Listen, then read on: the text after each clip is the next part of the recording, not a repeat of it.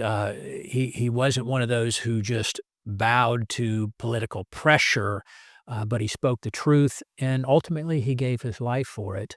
And what I respected about Charlie Kirk, number of things, in his testimony, his personal faith, he recognized that the most important thing in life was to be prepared for eternity. He talked a lot about his relationship with his Lord and Savior Jesus Christ, and he was a great example and testament in that respect. He was a Christian first, obviously a husband and a father, but he was a constitutional conservative, not a party hack, not loyal to a personality or loyal to a party, except as a tool to accomplish conservative things for the best in the country.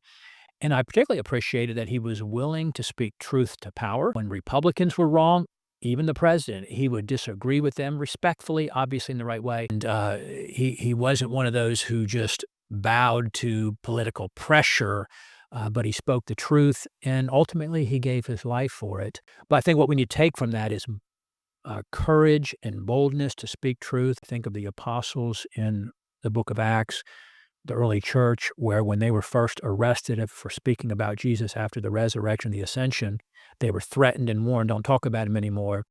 And then they went back to the rest of the disciples and they prayed for boldness and courage, not for safety and protection. And the prayers were answered because then they began to continue to speak out, and they got arrested, and they got punished and beaten for it. And they counted themselves blessed to be found worthy to suffer for Christ's name.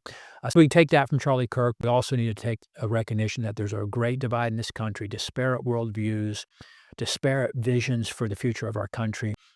We don't hold really anything in common with the people on the radical left who would manifest their belief system in the murder of Charlie Kirk.